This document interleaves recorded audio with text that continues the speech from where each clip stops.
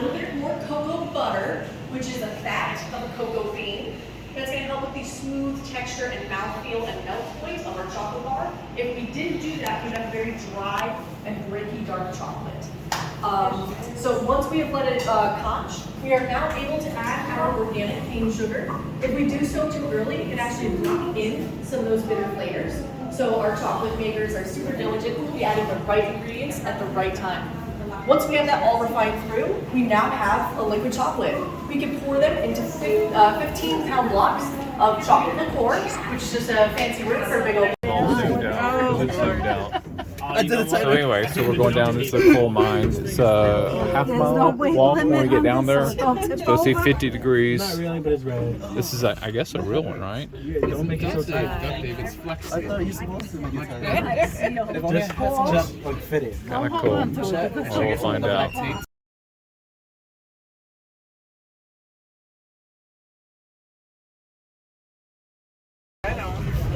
Here we go. Down into the ground. We're being delayed. There's change traffic.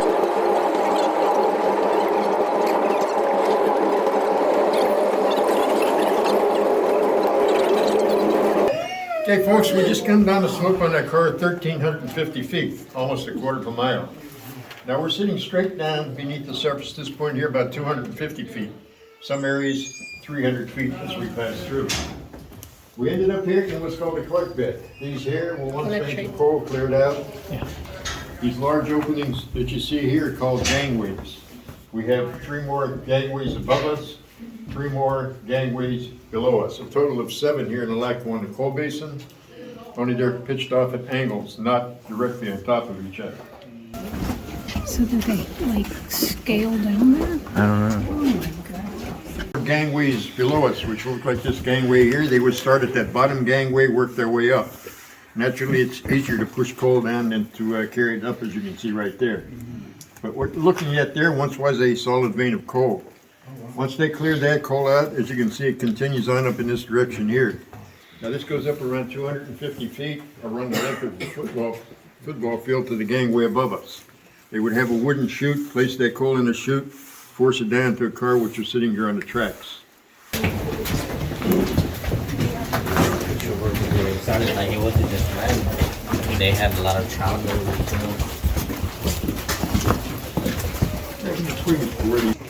Okay, this was a working mine from 1860 through 1966. This mine closed in 1966, as did all the other mines in the Scranton area.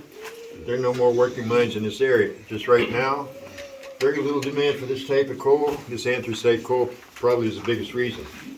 Now remember, when it was a working mine, they had no lights strung out. It was pitch dark down here. You couldn't see your hands in front of you. No boards between the rails which you're walking on. No red ash leveling about. Very dark, very dangerous. This contraption you see here, called a jalopy or an electric mule. Now they once had live mules working the mines for many years, up until around the 1920s, when the mules were being replaced with the electric mule. Not all of the miners were as fortunate as we've seen back in the high coal area. Maybe if they got on the wrong side of their boss or foreman, he placed them in what they called monkey holes or monkey veins. As you can see why this opening here is only about 3 foot high. Some of these openings only 2 foot high. So the way they spent their 12-hour days, 5-6 days a week, mostly on their hands and their knees, possibly on their backs. You can see the miner there on the left side, sort of crouched down on his back. Over here on the far right side, you can see him sliding around on his stomach. They started there as breaker boys at the age of 7 years old, worked their way underground at the age of 10.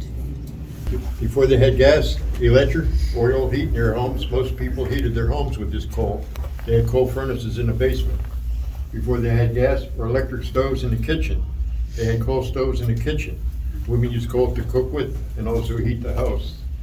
The old locomotives, the steam engines, burned this for fuel. Ships burned it for fuel. Industry used it. Many uses years ago. So here is our camping spot for the night. It's a state park trailhead parking lot. And it closes at sundown, but we're not using the park, we're just using the parking lot. So my theory on that is that we are going to get kicked out but Dad says... We're going to find out. So we'll see.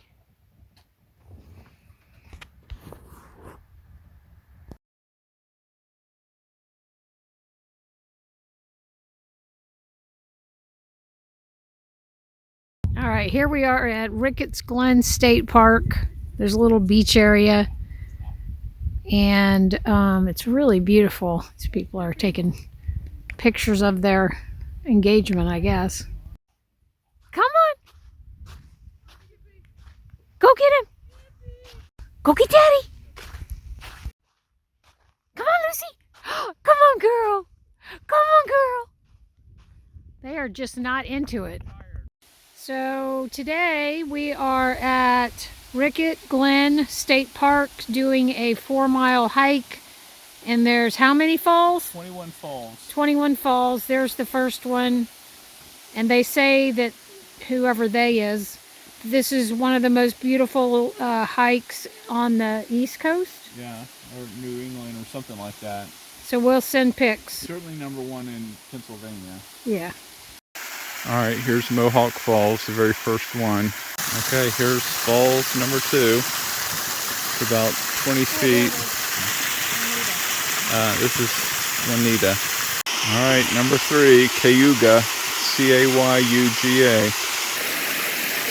There's this one. It's like all of a sudden this huge drop off.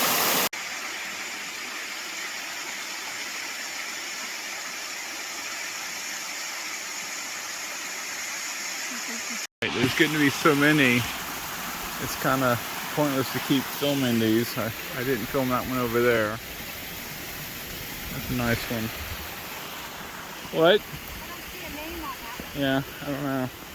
Maybe it's not one of them. And these are still the small ones, supposedly, so. Oh, there it is. There's something.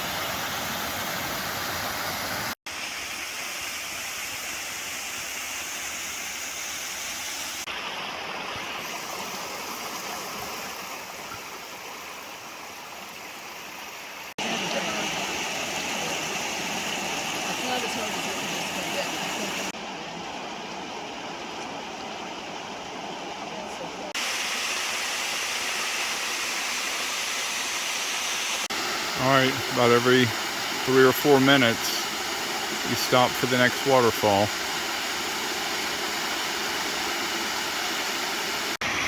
Alright, here's B. Reynolds Falls. Alright, we're heading our way back now, going uphill. The whole first half is all downhill, so now it's all uphill.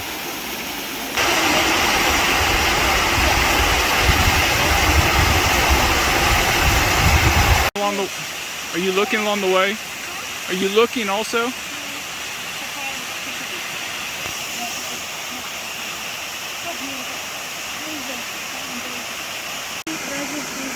a pastor from our church. It's been exactly a year.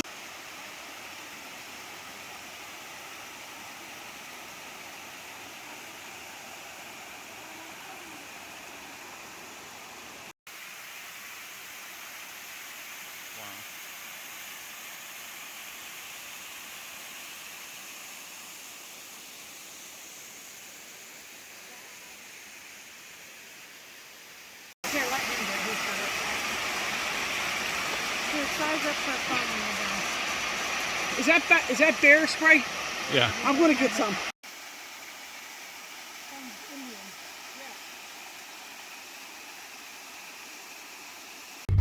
Alright, here we are on our way to our next night at a boondocker house, and we're going down this old country road, barns on the left, sunset, cornfield on the right, deer out in the field in Pennsylvania. What town are we near? I don't know. Central. Central?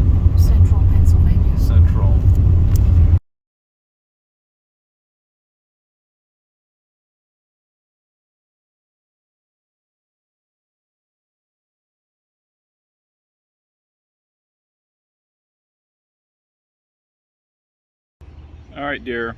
Where are we? So we finally made it to Hershey World in Hershey, Pennsylvania. So we came here on a great day because there's nobody in the parking lot and it looks like it'll be fun. Yeah. And what are you looking forward to? Seeing how they make the things. I'm looking forward to some warm chocolate samples. I don't know if they have that.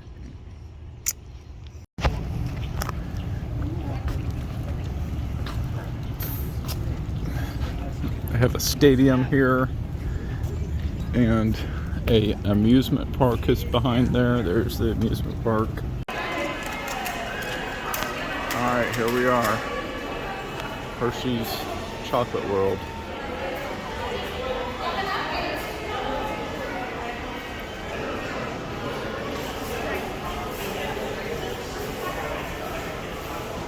Well, if you ever wanted chocolate, this is the place to be.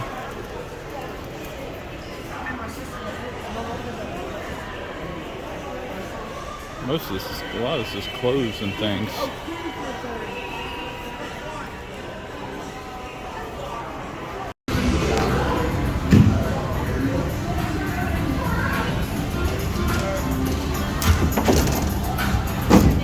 Orange M&M.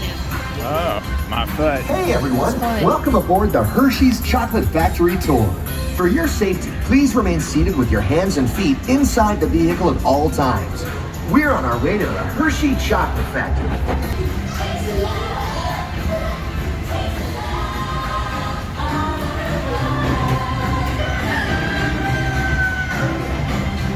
I feel like I'm at Disney World. Just getting ready to say that.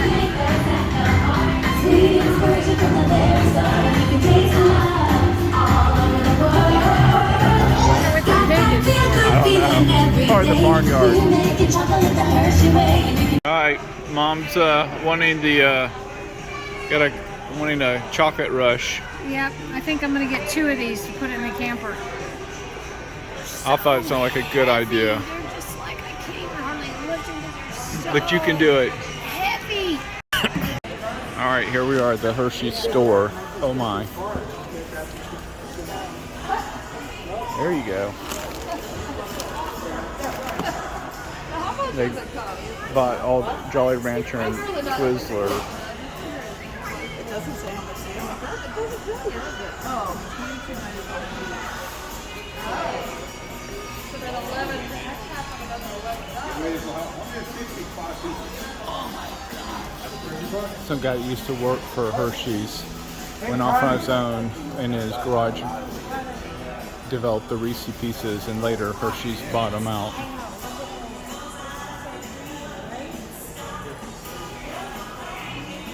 Alright, so it's a beautiful sunset over Camping World.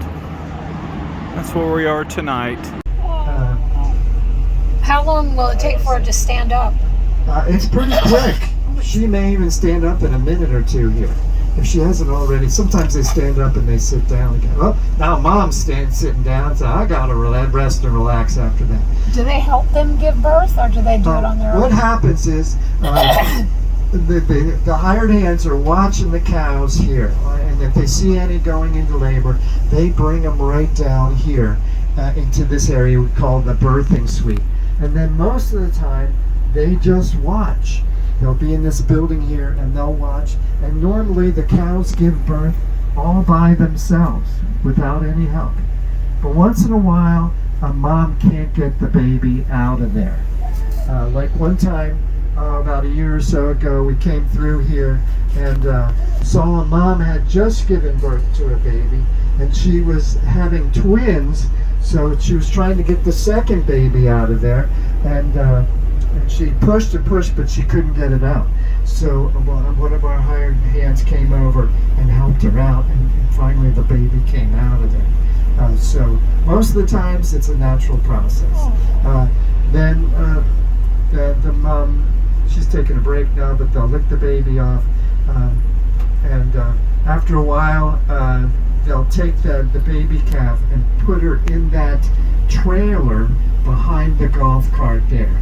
And then they'll take her up to that hummy barn I was telling you about up there. It seems a little harsh to take the baby away from the mom, but it's really for the safety of the baby in the long run, because she'd get trampled in the mix of all the cows here. So we take them up there. was in a barn. Well, sort of. Yeah, they'll go over to another barn. We'll see that they'll be milked. But they don't go out in the pasture here or anything like that.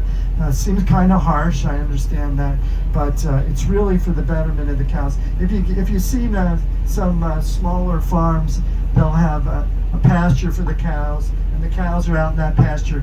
And if it's a sunny day, they're all huddled underneath the shade of a tree.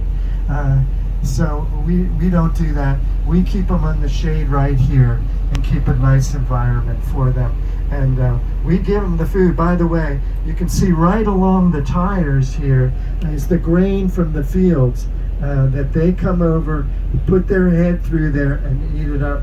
And it's a red ceramic tile that's underneath there.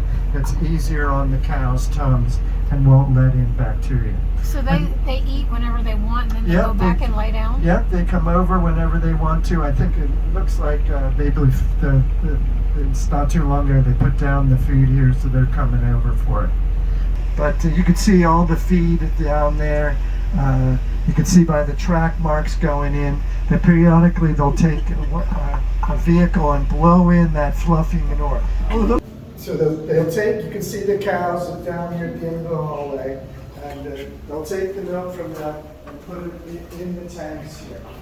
Now, if you're like most people from Lakewood, I hear a lot of people from Lakewood with Rushdoos that say, man, your milk is pretty amazing, because even though it takes a day to get to us, it stays fresher than the milk from the kosher dairy. Sure.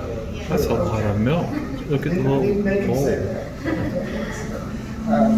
But there's a special reason why.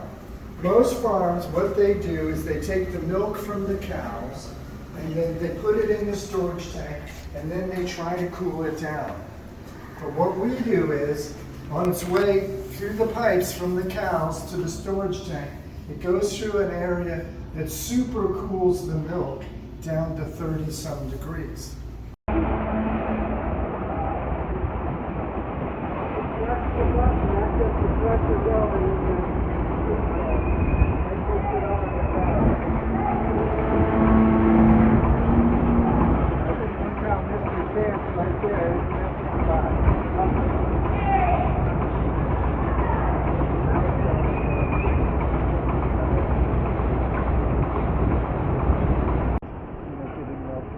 Until they're 9 or 10?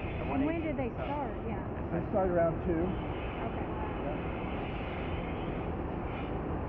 So when do they clean the little They're so skinny. Oh, they're like anxious. I'm next. No, I'm next. No, I was already waiting. Stop!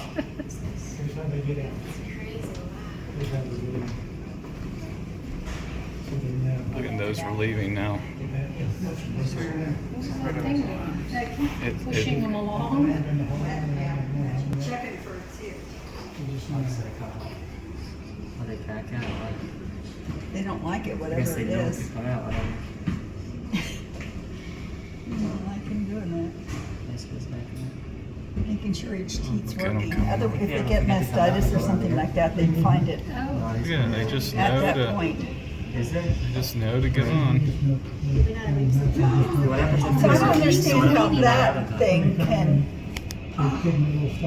can get rid of manure that's on their teeth. But you noticing over here?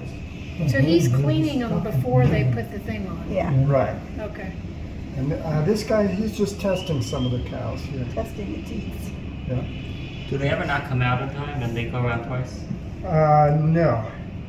They just know to come out by themselves? Yep, they've been trained a few times Wow. to get out there. My guess it would be uncomfortable. The things wouldn't stay on if there was no milk there. Well, it drops off, so that those claws are not on the cows when they come down here. 11, that's not 11. So does he check every Now one look of at this them? cow, she's gonna get out just in the nick of time here. Oh, just barely get my head out. Ooh. Oh, what happens happens if it doesn't? I guess it would stop. Yeah, there's safety features that would stop it. So how long does it take to go around? Once? One time around, Is how long does that take? 11 minutes. 11 minutes, huh? Yep. That looks faster now. So does it prod them or something? Or they just automatically know that that's where they're at? They train them a few times, and there's no bar behind them as they get to the end. Oh, so they can. They can yeah. feel that it's not there. Now you see this cow push that little hook back, and that stopped the carousel so she could get all the way in. It's a little safety factor there. So yeah, now it's pushing it in, stopping the whole carousel. And then when it's let go, then the carousel goes again. That way no cows get squished. Now some of these cows get got off right away on the other side there. Now if you look over on the other side over here, you can see there's a big fence behind the cows, and that's slowly moving forward here towards us. It keeps the cows coming in here. And then once it gets a lot closer, then another herd of cows will come in behind that fence. And then eventually that fence will go to the back of the next herd and go over top of them, go back, and go down. Oh no. All right, here we are. Now I get to go up in this silo and look down. Not sure if I'm gonna be able to do this. Here's the farm. If I can make it up there, I will show you from up there. But my fear of heights might get the better of me. All right, dear. What do you think? It's really cool. Amazing, actually. I saw you look back and laugh at me.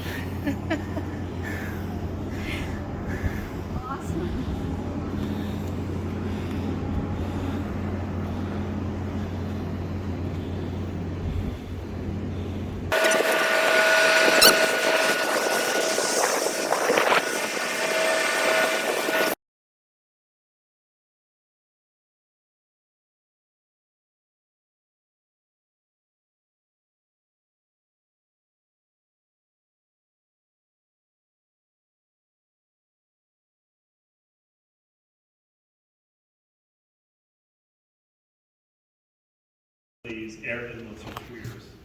That better distributed the airflow, meaning more uniform heating and more efficient operation. There's one here, there's one in the back, and there's one on the other side. Yeah. So much those cannonballs. Cool. So they collected over 50 of those cannonballs, and those are now in collection here. What year was that? These things, these features, this was already one of the oldest furnaces continuously operating in the United States, and so they were proud of it.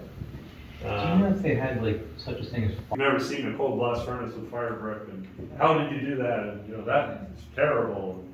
Up to that point, people said no, you only can use stone for a cold fire. All right, today we're at the Amish farm and house, where they've got this Amish house, and then there's a farm behind it, and then we just did the tour around Lancaster, showing all the different farms and homes and so forth.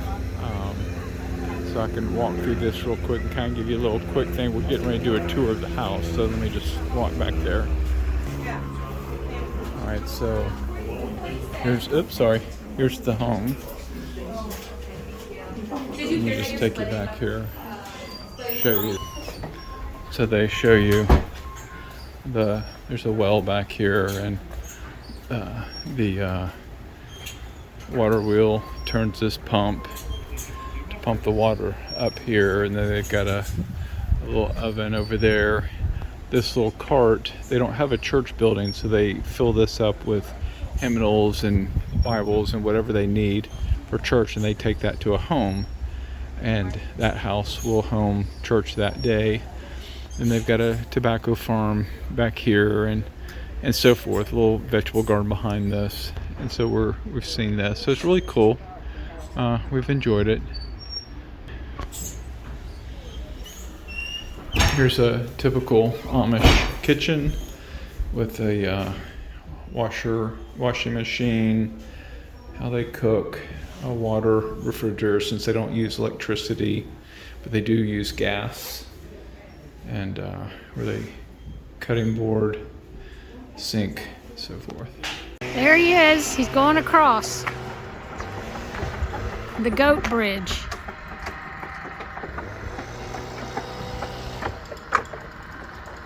And there's the pregnant goat. Oh. He's going back into his house over here and getting more food. And here goes pregnant goat across the top.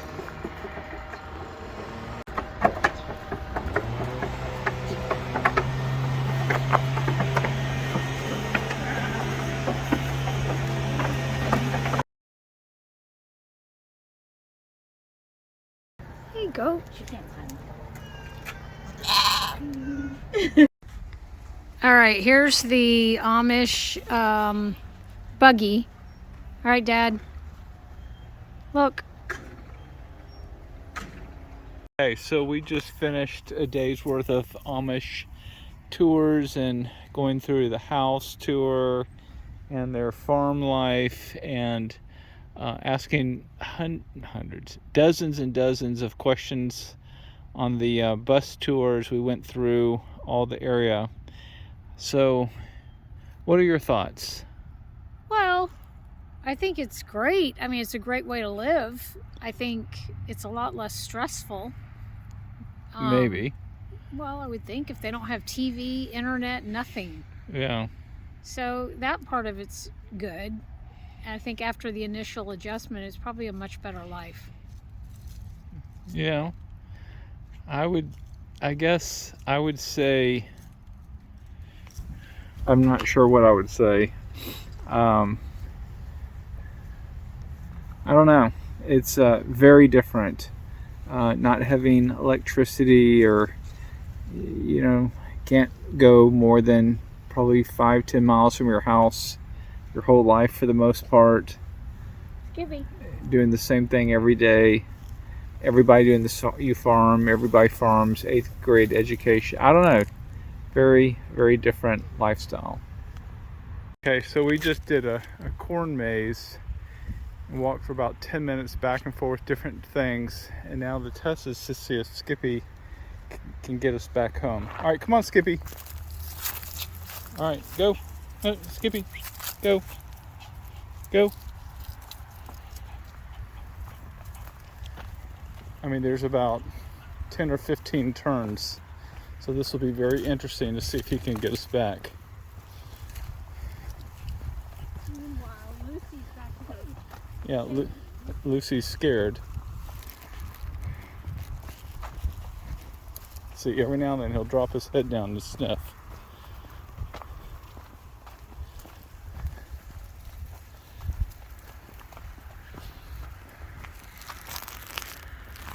Alright, I'll see, here's a turn.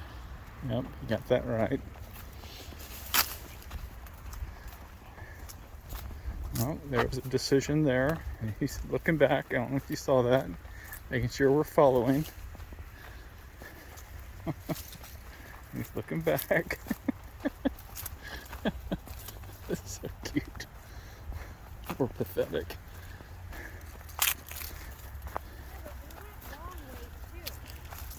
Well, he's following our track back.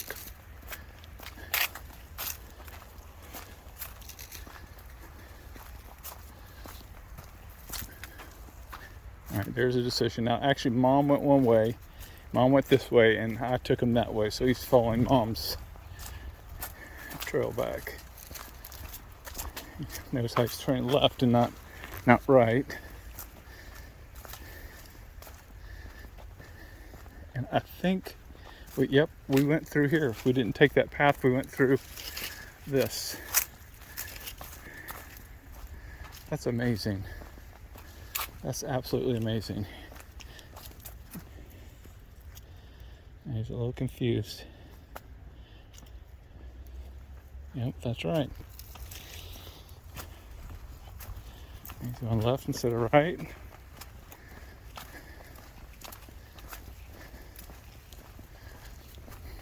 Didn't go left there.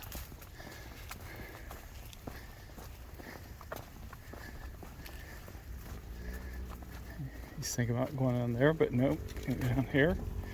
All right, is he gonna go right? He went right. I actually don't remember this at this point. Huh. Well, look at that. No, he's still, there was like 5 possibilities right there. He's sniffing.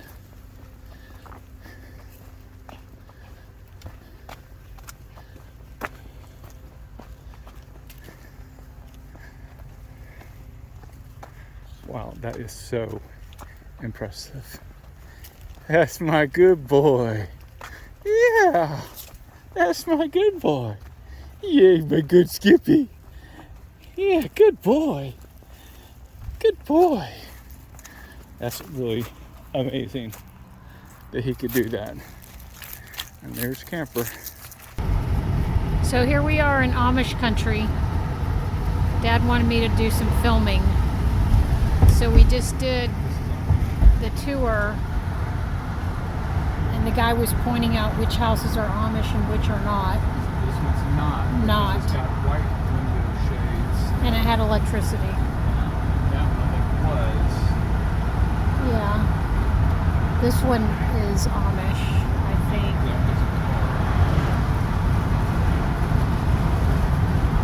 Yeah, I don't know. It's hard to say. But supposedly they don't have any electricity. But they have the same houses. They have the same. They have the same type of homes, even though they don't have electricity. Right, except for electricity. But they'll buy a English, which is what anybody who's not Amish is, home, and just remove the electricity. Turn right onto Pennsylvania 340 East, Old Philadelphia. All right, so here we are driving along in Lancaster, and here's a horse and buggy with 2, I think they're Amish because their caps look like they're heart-shaped. Yeah. They're in a buggy, not a carriage. So I don't know what you're supposed to do. If you just stay behind them until you get to where you're going. Obviously, they are not pulling over. I mean, you could be here a long time. Yeah, that's what he said. You could be there for hours sometimes. I guess they're used to this, and it just doesn't bother them to make people wait. I mean, we could... I'm not going to keep filming it. This is the bird in hand area that people talk about. There's the farmer's market. Market open. Oh, we have to try this. All right, here we are in Lititz, Pennsylvania. We are on our way to our first Moravian church visit. So, let's see.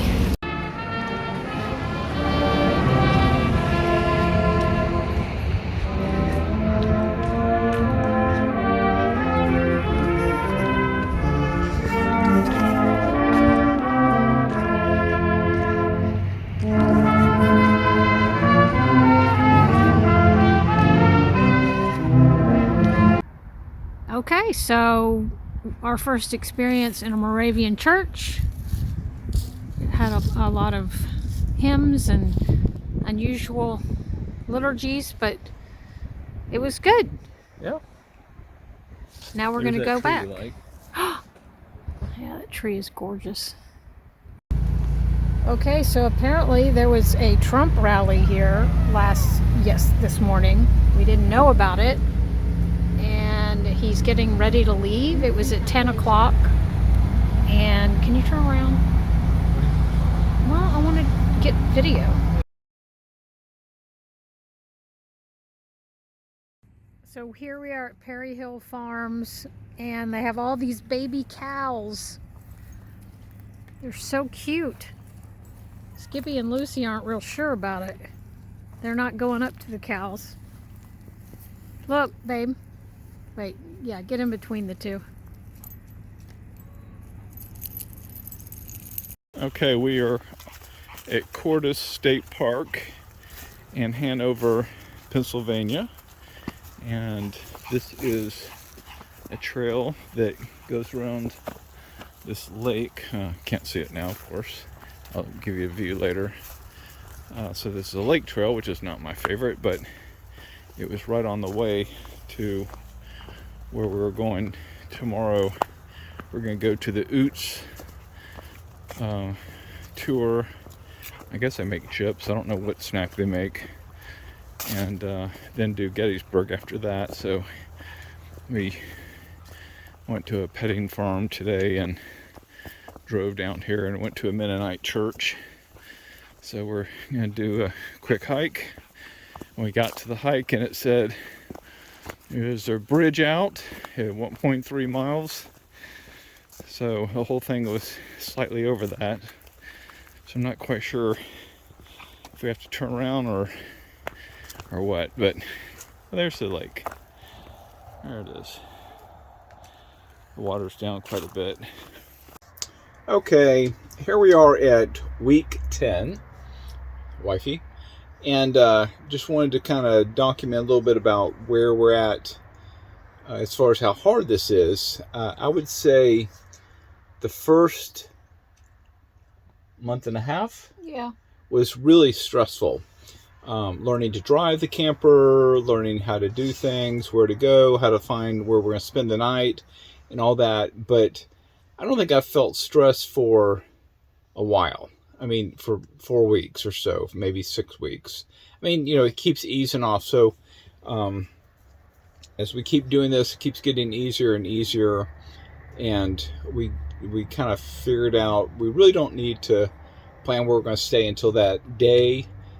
Better to do it in the morning than wait till the nighttime, because sometimes that doesn't work out. Yeah, I mean, last night we didn't know where we were going to stay until 6. Yeah. But that's because we thought we were going to stay somewhere, and then it was sketchy at the Walmart, and the farm Harvest Toast didn't text back, and then we were like, well, we're only 20 minutes from where we stayed last night, and it was great, so we just went there. We've never been in a position that we had to stay somewhere unsafe. Yeah. So the not to say that in the morning we didn't say, yeah, that was kind of sketchy, but when we went to bed that night, we didn't feel uncomfortable. Maybe one time at a Walmart. Yeah. So the moral of that story is to figure it out in the morning, and you'll have it. But it's usually pretty easy to figure out, and iOverlander has helped us a lot, but I've added several to iOverlander. As you go into a city, you find stuff yourself, and then you add that to iOverlander. So it's been pretty easy. It'll be very interesting to see when we go west if it's more difficult or easier or about the same. Also, we've been surprised at how few RVs we've seen, right? I mean, very few. Yeah. I mean, you would think that there'd be a lot more people, say, all from COVID, all these people came and started RVing, but we haven't really experienced that. Everything's been pretty empty, I guess you'd say. Very few. Like, we went to the Civil War Museum. I think there were 2 other couples in there, maybe 3. I mean, it was completely empty. Now, granted, this is October, November, but... Well, but, I mean, the Northeast is known for everyone coming in October. Yeah, during the fall. To see the leaves, and we've seen a handful of campers. Yeah. So it's... Or people. I mean, it has, like... Yeah, not even crowded Acadia people. Wasn't all that busy. Everywhere we've been has not been really all that crowded. So it's been really easy to find campgrounds where we're going to stay. Not campgrounds, but where we're going to stay. Water's been a little more of a challenge, but we've always found it. And you just got to ask. Yeah, you just have to ask. Like, we're going to ask. We're at Camping World, and we on the phone, she said no, that we don't have water. But we'll go in tomorrow and ask and see if they have water, and they may or may not. But then you go on iOverlander, and they may or may not. But it's always worked out. So if it doesn't work out, you just go to a campground and get everything done. So anyway, so everything's going far better. than it was at the very beginning. You just have to kind of push through the first month and a half, and it gets a lot better. Yeah? Yeah. We're having pizza tonight for our first time. With the KitchenAid. With Made the with the KitchenAid. We got a smaller KitchenAid. Brianna's got our bigger one, and I kind of thought, well, we need a smaller one anyway, probably for the camper to keep in here. So we got that, and we'll see how that goes. I think it's gonna go great. Bye. All right, here we are. We just finished the Oots tour with our chips, making all the chips really cool and amazing, don't you think? It was really amazing. Yeah. So now we're gonna again Take a enjoy a picture. chip. Hit it.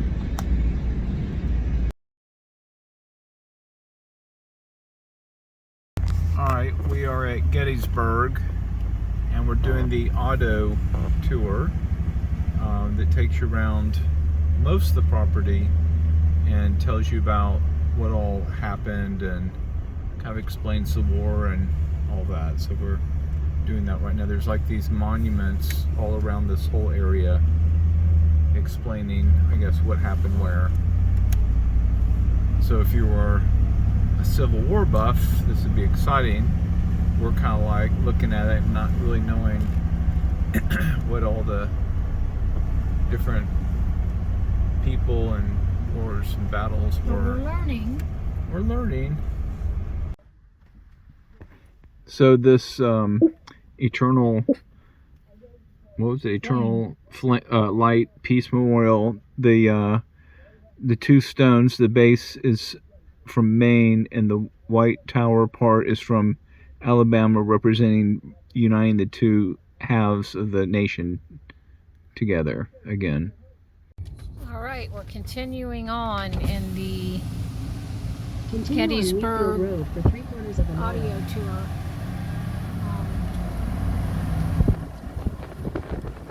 Very interesting. This is the Battle of Little Round Top, where the Union was able to hold the hill from the Confederates. All right, so today we're at Gettysburg Museum, and this is the cyclorama of Gettysburg. The thing was like over a football field wide and 4 stories high when it was first done in the 1800s. And now they've got it here. They had to restore it because it was so badly damaged. Kind of amazing. Really, actually quite sad. I think it says 620,000 people died in the Civil War. Gettysburg was the bloodiest of them all.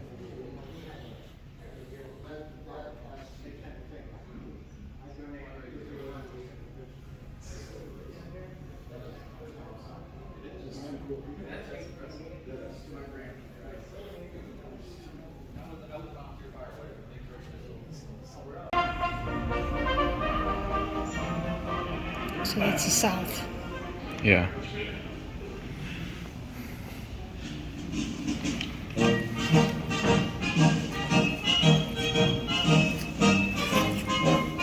The reflection's terrible.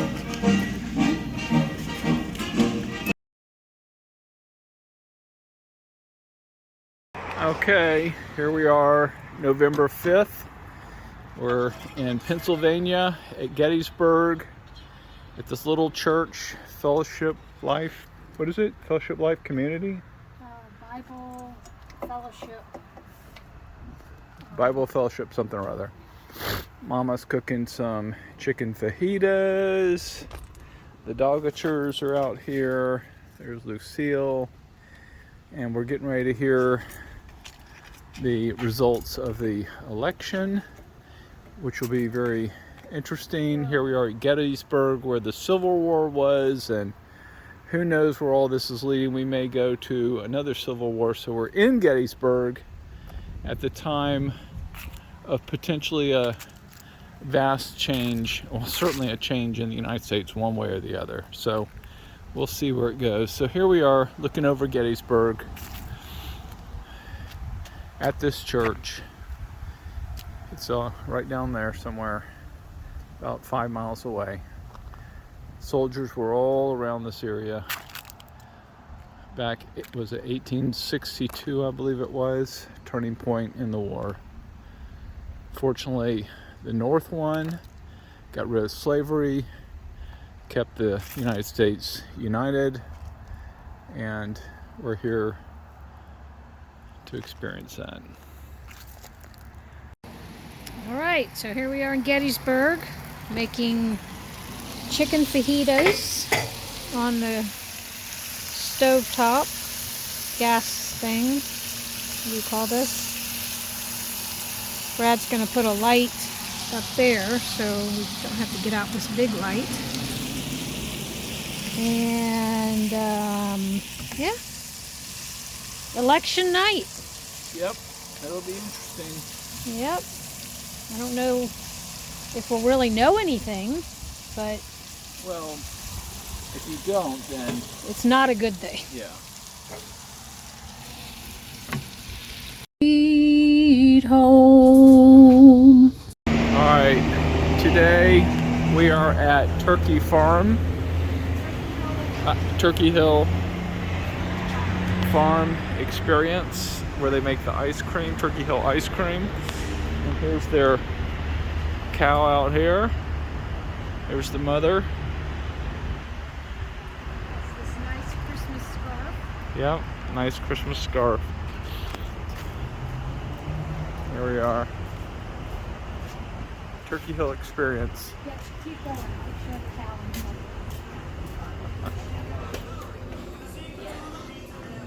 Which cow?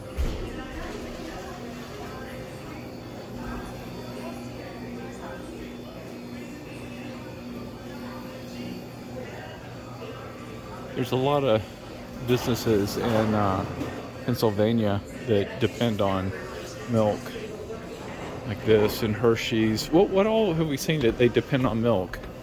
Hershey's and this, that other chocolate factory. Yeah. Have we seen cheese? I don't think we've seen cheese. Anybody do Yeah. cheese? But here it is. Alright, so we're gonna start reading.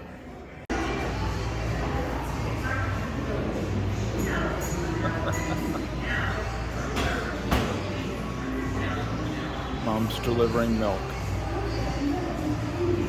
That's fun. Yeah. I wonder if this is what it was really. I guess this is a real one. It's kind of cool and old timey. Huh?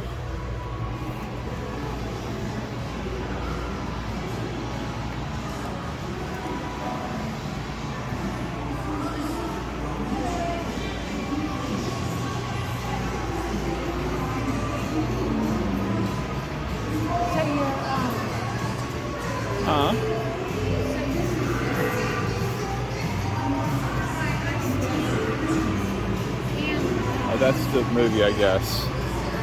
All right, so now we're inside Turkey Hill Ice Cream, and we're going to the ice cream sampling. Dad's in heaven because you get all the samples you want, and the samples are a whole scoop of ice cream. It's like I can't even eat all of it. So he tried salted caramel and what? Something. I got mocha chip or peppermint chip and peanut butter. So we'll get another one now. So here's our choices. And this nice man is loading us up. I'm kidding. All right. He said that the kids' favorite one is the blue one, and people in general like the coffee one. Dad's trying the coffee. I'm gonna try something over here. Look, look. All right, here we are sampling. These are samples. They give you a Whole scoop for each flavor, and there's 16 flavors. So we've tried there's 3 samples of 6 flavors. Right. So Dad's eating 6 scoops of ice cream. No, not yet. Yeah, you have. No. Well, you will have. Yeah. soon. There goes our guy. He's our sampler. He's not incredibly pleasant, but he gives us the scoop.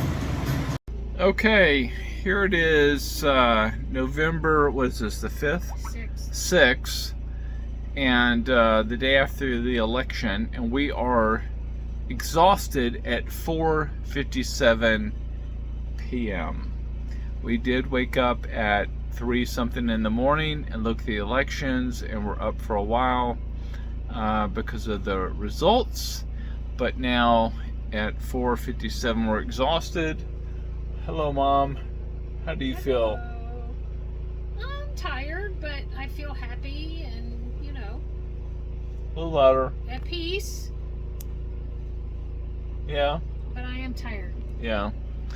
But if we go to bed right now, then we'll wake up at 3 again in the morning and we'll be completely off track. So we're going to try to play Yahtzee and maybe watch a movie.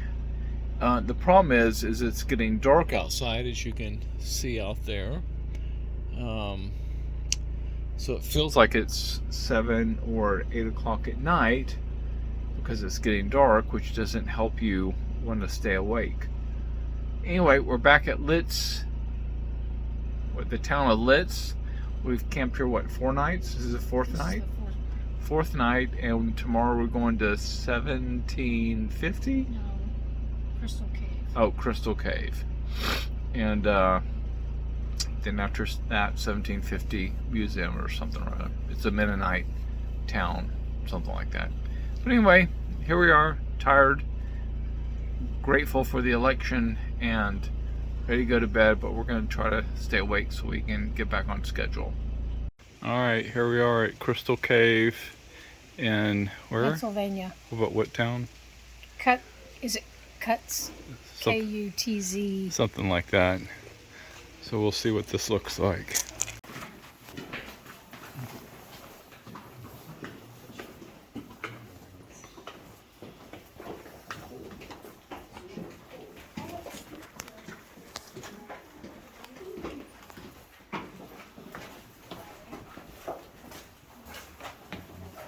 Here, this is what we like to call the upside down ice cream cone.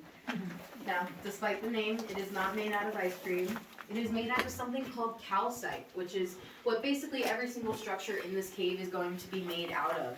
And the way that we get these is actually through a combination of rain and gravity. So when it rains, gravity pulls that wall on a flat surface such as this wall here, and then solidify into this blanket-like structure that we see right now.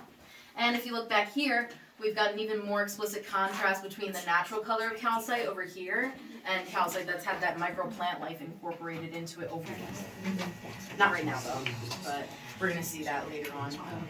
No, you're bats. not anymore, unfortunately. So this space, we like to refer to it as the storage room. We call it that because of some of the history that happened in here. So those two farmers that first discovered the cave, they started making their way down, realized it's pretty chilly down here. It's 54 degrees. So today we have our modern.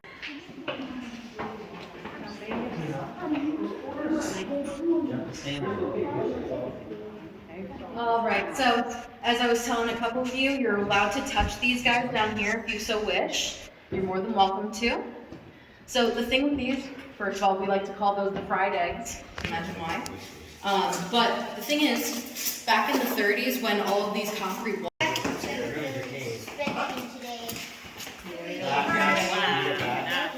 Oh, see, that's coach-worthy. I'm sorry, he doesn't have any. really. That's very cool. To carve their names into that flowstone there. So we have C.W. Snyder, D. Sander, and then 1871. They also carved the word chest underneath. We don't know why. We have a couple of theories. My personal favorite is it was the name of their horse that they used to get to Crystal Cave, either Chester or Chestnut. So here we are. We just left Crystal Cave where we spent the night, and they had an overflow parking, and we stayed in there. And now we're driving to Bethlehem, Pennsylvania, and it's really pretty.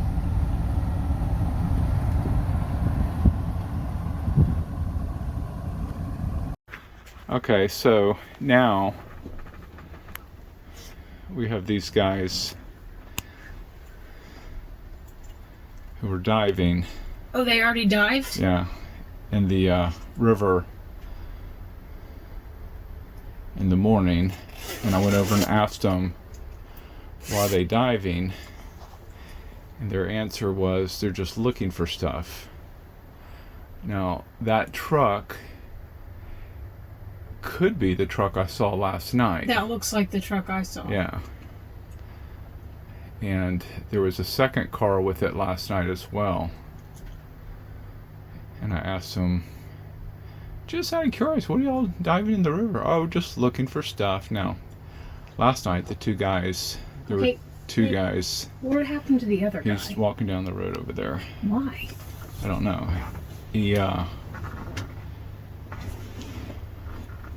They came at 12 at night with shovels and went and looked in the river. So this is really odd.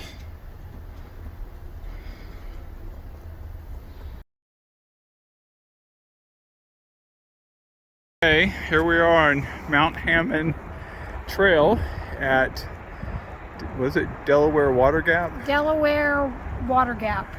And National Park.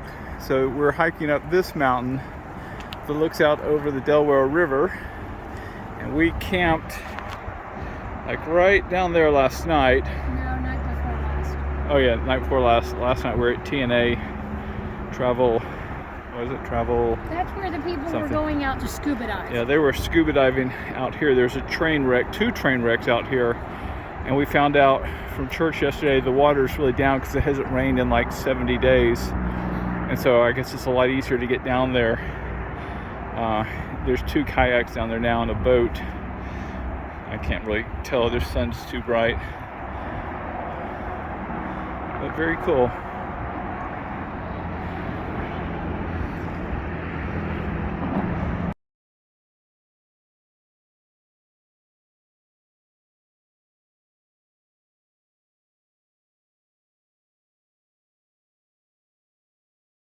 Alright, here we are. How was the hike up, Mom? It was hard. It was actually really hard. Why? Because it was rocky and it was very steep. Yeah, it's like everything from little small rocks to big boulders and everything in between. So it's not like walking up dirt or something. Your foot's just constantly going back and forth. And apparently the thing said it was extremely difficult, and somehow Dad missed that. Yeah, I guess. But we've gone up 1,000 feet in the first mile. That's what it was. So I guess that's whatever that comes to. But it's pretty up here. I mean, so now you're looking out, I guess that's the Delaware River down there. We camped, I guess, somewhere over here yesterday morning. Actually, last night, or 2 nights ago, I guess it was over here because that mountain was behind us. Something like that. It was worth it, Yeah. I guess. Well, we got exercise. It was very, the boulders and rocks and all were so small, you're just constantly, it's not like just walking, you're like trying to make your way up, watching every single step, looking down the whole time. So that wasn't as enjoyable, but we got a lot of exercise, so that was good. And it's pretty. Yeah. All right, so on this trail, this is the second little reward, I guess, you get for this highly frustrating, irritating trail. Is this little teeny waterfall here, and there's a 4-footer right there, and I guess I would give this trail a 2.5, just simply because you can't look around. You're constantly having to step just in the right spot with all the rocks and boulders. And so you don't really enjoy what you look around to see because you have to look down the whole time. My neck is actually sore from looking down for the last 2.5 hours, 3 hours, whatever it's been. All right, here we are we're driving down the 611 byway. It's a scenic byway.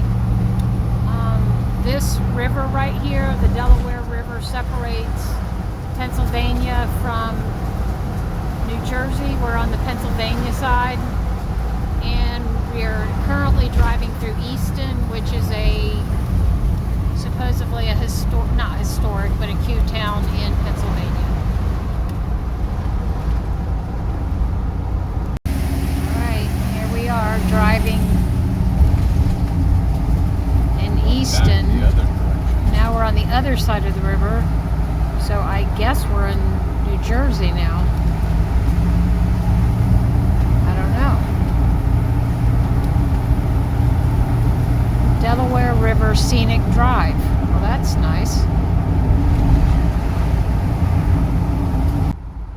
So we're still on the 611. It really is actually quite interesting and a little nerve-wracking because, oh my gosh, there is the wall right there with rocks falling off of it and branches and stones. Oh my gosh.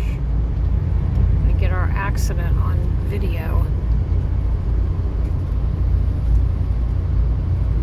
This is very nerve-wracking for Dad.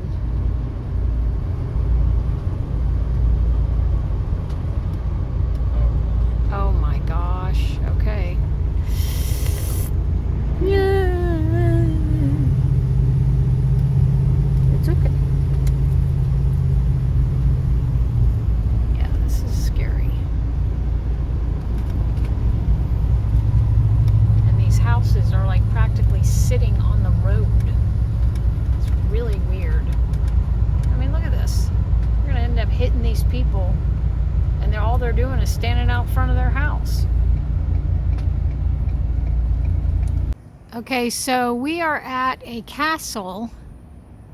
A eccentric man built this castle, and it's closed today because it's being decorated for Christmas. So we're not going to go in, but we did look inside a little bit in the window, and it's really very odd and interesting.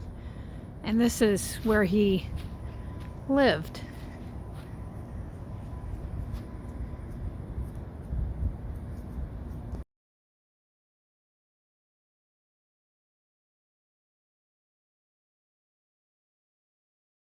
All right, so here's the front of this castle. Really do wish we could go in.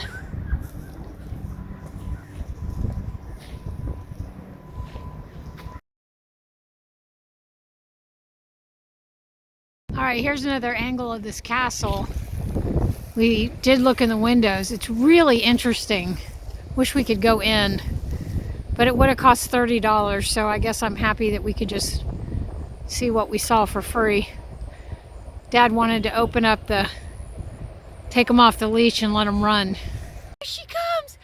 Here she comes! It's your little girl. That's my little girl. All right, go see Daddy. Go, let's go see Daddy. Come on. Go see Daddy. Skippy, come on. Let's go see Daddy. Run. Come on. Come on. All right, so here's the other building right next to the castle that this guy built, and this is a tile manufacturer now, I think by the Moravians. I guess we'll find out here in a second. That we're just gonna look at. You can tour it, but I'm not sure we went to. It's all concrete, even the roofs and the chimneys, everything's concrete, I guess, except for that brick.